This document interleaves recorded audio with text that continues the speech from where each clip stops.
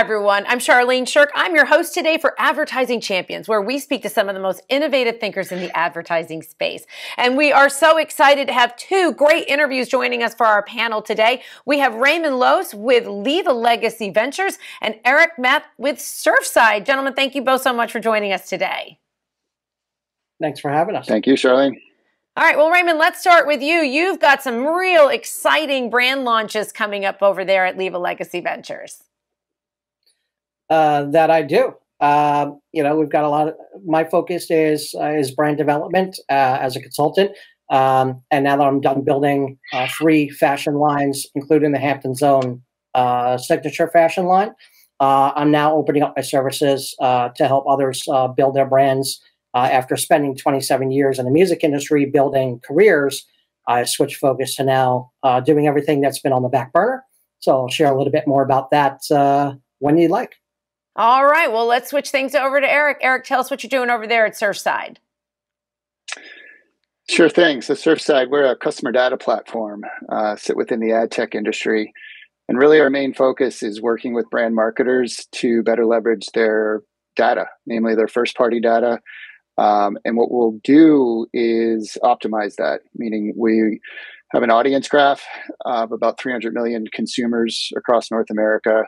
We associate specific points of first-party data to other elements that they're looking for. So they have online data, offline data that sits in a customer relation management platform that ultimately sends emails out. We can onboard that and allow them to expand how they reach consumers, mainly through digital marketing channels like online ads, connected TV, digital out of home, and then more importantly, do all the measurement and attribution on the back end so they know what the outcomes look like and how much money they're putting in and what's that yielding as far as if it's store traffic going to a retailer, if it's site traffic converting into online sales. That's really the critical point that we provide.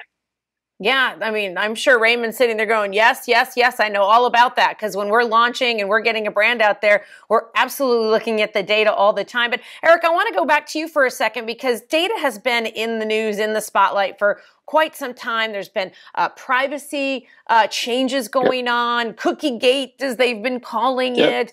Can you talk a little bit about, now the way you made it sound like that's nothing for us. We've still got all the data at our fingertips. So can you talk us through just a little bit? I know I'm opening a can of worms here, but kind of some of the changes that are creating some pain points for clients and how you are still able to work around using other data opportunities and options?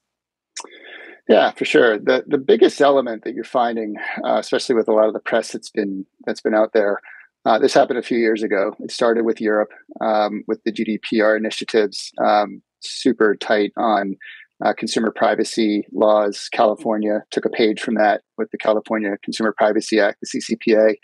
The bigger element that's been in the news, and it's been this sort of toe dip that Google has really initiated, really around cookies, or otherwise known as pixels or beacons that sit on a site. Historically, and I agree with this, they basically run rampant, meaning you would download a site, and if you ever did an inspect on a site, you would see dozens, if not hundreds in some cases, of what's called third-party cookies. These are all trackers from ad platforms, retargeting elements, reporting and analytics elements like Google Analytics. And basically, that's the part that's been under the most amount of scrutiny. And this is what's really going away. That's the cookie getting that you're hearing about, where there's more of these privacy advocates and state level regulations are really pressuring both ad platforms as well as publishers to really be more focused on things like first party cookies, which aren't renewable, they're not persistent. And that's really one of the elements that we utilize. It's the difference between a first party cookie or pixel versus a third party is really important, because first party, you're getting acknowledgement. You're seeing a lot of this when you're browsing just as a consumer, whether you're accepting all cookies, only accepting certain cookies. That's a lot of what's going on. So in the way it was being done before, it was almost like a free for all. So every time you would go on a site, these cookies would load up on your machine. You would get constantly retargeted. If it wasn't from one platform like Facebook or Meta, it was another platform. So that's really been compressed. The thing that we're using, we're not utilizing one identifier. And the companies that were utilizing one identifier, like a third-party cookie, those were the ones that were seeing the most amount of diminishment of their ability to track consumers, because we utilize multiple points, first-party cookies, we utilize device-based identity anonymously. That allows us to maintain more persistence, and also we adhere to those policies that I mentioned, CCPA, GDPR. We're all compliant on that side, so that allows us to still maintain, and we didn't see a lot of diminishment on our side when this sunrise date came in January. It was a blip for us. We didn't see this massive pullback. The other side of it is Google has sort of like pushed themselves to the edge, and then they've pulled back because they also realize that they're going to sort of cut their nose off to spite their face, namely in the form of advertising revenue. So if they move forward with that, they're not ready to take that hit as much as the other publishers out there are. And Raymond, this is all great information. And for somebody like you, I mean, when you're launching a brand, advertising, marketing, digital sales, those are all, I'm assuming, part of your arsenal that you're using to get that brand out there. Absolutely. And to add to that too, something that I always believe in is thinking outside the box that the box is in, right? So always be thinking ahead. And one of the things about data, which is really great, I'm not sure if Eric knows about them yet. When I build my physical retail stores for the Hamptons, out here in the Hamptons, my first boutique shops, my clothing racks are actually going to have a tablet screen that's fully Wi-Fi capability and touch screen that are built into the clothing rack. And you can program them to whatever advertising, whatever media, music, whatever you want to display on them. They are display screens, but they're literally a 10-inch, 12-inch tablet that sits at the center of the clothing rack. So while someone's going through the clothing rack, they're seeing advertising, and that clothing rack or that particular collection can be sponsored by a particular brand. So it is the Southamptonite collection presented by the local bank, whatever the case, whatever you want to do. All that data and information that we have that's collected in the stores is also going to be available to the sponsor. So, building relationships is key, and always think of everything as a canvas, and there's always a way to utilize that information and move forward with it and share that information with your partners.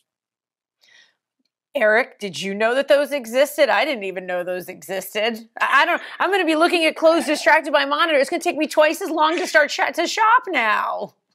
Twice as long, twice as full in the basket.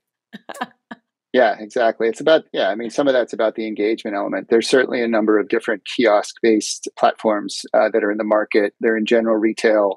One segment that we focus on, among others, is the cannabis industry. So when we talk about dispensaries, a lot of them have enabled screens within their stores that are really projecting a menu of the products that are available, but they also have sponsorable sections of those screens that allow, similar to if you're in a grocery store, you'll see a lot of point of sale advertising encouraging you, and there's no mistake why they put a lot of those little last minute pickup items at the checkout, where those are those instant purchases, those last minute purchases that you're going to put in to your cart.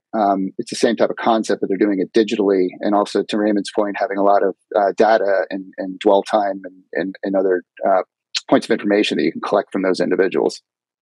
And Raymond, let me ask you this, for somebody out there who just wants to go and start a business and has a product and wants to launch it, it can seem daunting now because it's this whole launch and brand and marketing is its whole other science.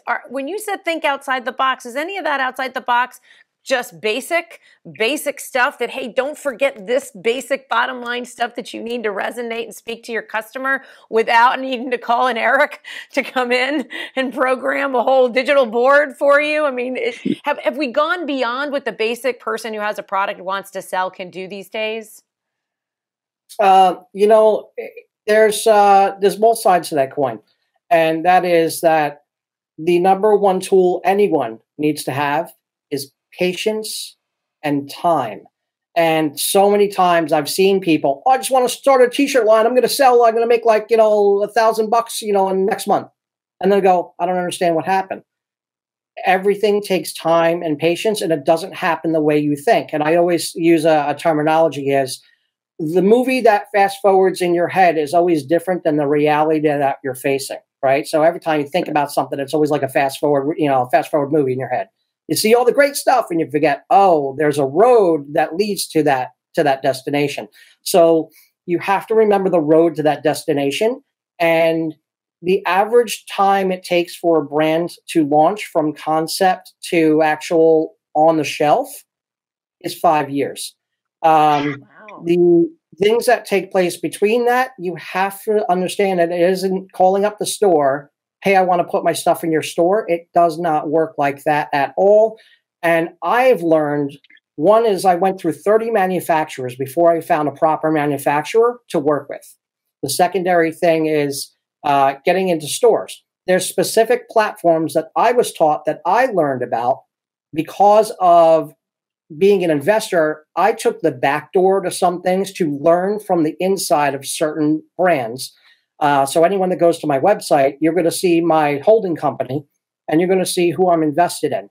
That was strategic. That was specific. Those were purposely done to take the back door in, learn from the inside, so I knew what to do moving forward. And I learned when about it's your money. When it's your money, you look Right. at it you really scrutinize it. And Raymond, that was great advice. Eric, we do need to wrap up, so I'm going to let you have the last words on. Say if I'm starting out a business and I'm looking at some of my numbers, what are the most telling numbers that I need to have an eye on today? Yeah, and I kind of weave in and sort of pick up where Raymond left off. Getting product, whether it's a consumer product, like a consumer packaged good that goes into a grocery store, or something more curated like Raymond's doing. Understanding your customer base and understanding who's currently purchasing those products or who's purchasing products like that. That's your starting point. That's the element of first party data or even second party data that you can hook into to get that baseline understanding. The real opportunity is finding additional consumers in that general area. So in Raymond's case, it's Hamptons-based consumers, and that's something that a platform like ours can do. We could find those lookalike consumers that act and breathe and do similar things to that core consumer that Raymond's looking to reach, but then expand on it. Because it's one thing, to his point, to get things into a store. You're going to do all this research, you're going to do development, you're going to do manufacturing. You're finally going to get into a retail location. Now you really have to amplify it. And then more importantly, once you amplify it, advertise to those consumers and then measure it. So if we're measuring people that are seeing ads online on their phones, seeing people physically walk into that store, foot traffic measurement's important. Conversion off that's even more important. So understanding how many people came in, saw the ad, saw the product, bought the product, link all that together. That's where you're really seeing what your return on ad spend looks like. And that's really one of the key performance indicators that you really want to go after at the end of the day. All right, guys, thank you so much. What a great conversation. I feel like we took this high level and then we took it right back down to the basics so that it's not, it all makes sense and it connects. Thank you so much for taking time today to join us on Advertising Champions. We got a lot out of our conversation today. Thank you, Shelley. Thank you so much. Thank you. And if you'd like to learn more about what they're doing at Surfside and Leave a Legacy Ventures and more about the new Hampton brand that's coming out, you can check them out by first going to dailyadbrief.com. Well, I'm your host, Charlene Shirk. Thank you so much for joining us today, and we love learning something new with you.